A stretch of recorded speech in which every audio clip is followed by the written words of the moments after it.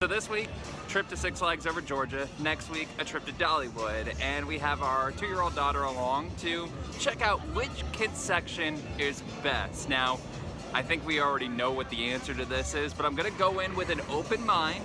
We're gonna experience both. We're gonna do a whole list coming up, and we'll do pros and cons of each. And we're gonna jump back and forth between the two parks, and we'll see which one is best. Right now we're at Six Flags over Georgia, and in a week time from filming, but almost instantaneously for you guys watching at home or on the road or wherever you're watching. Thanks for watching. Don't forget to like and subscribe.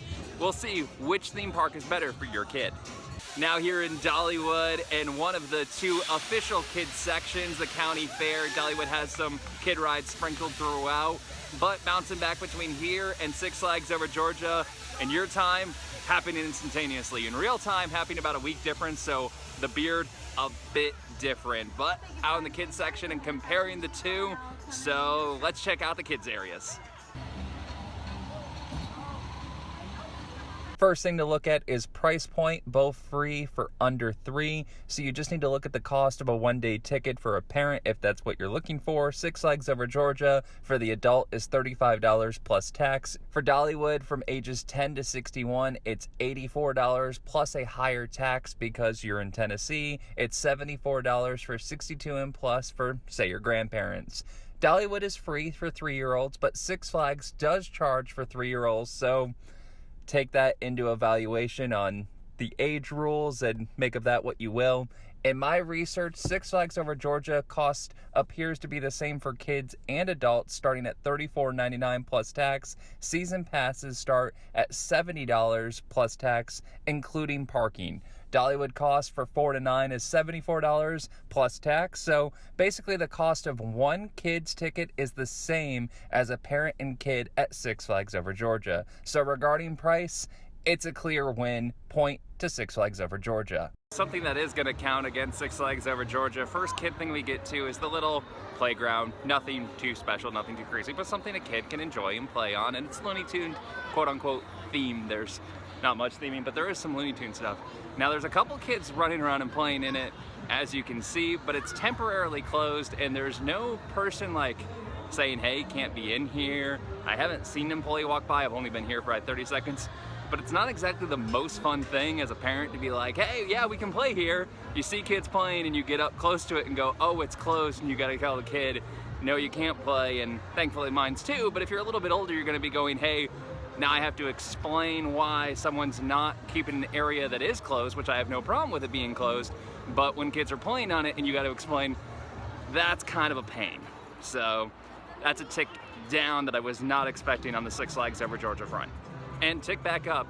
You know how I said I was here for like 30 seconds and I didn't see anyone? Employee walked by, kicked immediately out, and it's back to being empty. So we're gonna remove that negative away from Six Flags over Georgia. Good job Six Flags over Georgia, because that was a little bit of a but at 30 seconds you can't expect an employee to be there the entire time. So that was a quick response, and from the time that I might be actually watching this in the background and it might have happened during that time, but employee walked by 30 seconds after I was here doing this video and said, hey, nope, close, get out. So the point removed from Six Flags over Georgia, that is back. Now to character meet and greet. Both parks have them, but Dollywood's is just generic characters. There's no IP connected to them, so you get a picture with a fairy or a bear, but there's no true character connection for the kids to them. Six Flags, on the other hand, has one of the most well-known non-Disney characters with the Looney Tunes. Meet and greet in pictures with Bugs and Taz or even Tweety Bird. It's like seeing the TV show your kids watch come to life, so that's another point to Six Flags over Georgia. Now let's go with the ride selection. Over 36 inches is a standard baseline for rides. Both parks and rides have no minimum heights, but you must be accompanied by an adult or you can ride as a whole. But we're just going to stick with 36 inches or above because that's a general guideline between the two of them. Six Flags over Georgia has about a dozen rides, including a kiddie coaster, Ferris wheel equivalent, and a train. Dollywood has 14 rides, attractions that have no minimum height requirements, 7 more with height requirements of at least 36 inches. Between the 21 rides attractions, there's a kiddie coaster, train, scrambler, and one of the best indoor playgrounds I've ever seen. Dollywood wins this ride attraction category, going away 2-1 in favor of Six Flags over Georgia. Now, not every kid is going to ride the rides or all of them, so the atmosphere and theming for the kids is important. Comparing the theming between the two parks is no contest, and sadly, it should be. Six Flags Over Georgia has Looney Tunes and DCIP and does not do enough with them in the kids area. You could argue it all, but let's just stick to the kids section. Little pictures here and a Joker kids coaster there is just not a lot, and I don't expect theming from Six Flags as a whole, but for the kids section, this is sad. Dollywood's theming is incredible throughout, particularly in the kids area. The county fair feels like you're inside the fair, inside the park. The county fair theming is outdated a bit, and it would still beat out Six Flags Over Georgia theming, but it wouldn't be anything special. Where Dollywood blows it out of the water is with the newer kid area, Wildwood Grove, which is getting an expansion. That video will be coming up shortly. The everyday theming puts kids in a wonderland forest. The magic theming is top-notch throughout and provides unique stories. Plus, the theming during the holiday season, in the fall and winter, just makes it even more special. So theming and immersion for the kids area is a clear winner for Dollywood. Now, this wasn't a big deal yesterday here at Dollywood at Wildwood Grove, and wasn't a big deal when I was at Six Flags Over Georgia because the temperature wasn't too hot. Today, though, it is definitely heated up, and you got to think Atlanta and Tennessee are going to be quite warm and sunny for a majority of the time period, and there is not enough shade for parents in the kids section here in Wildwood Grove. Like, we just went and got ice cream, and I'm going, where is shade? It's actually kind of a problem. That is something that both parks need to add. So I would say one park loses a point, the other park loses a point, gains a point, but it cancels out because both need to install shade.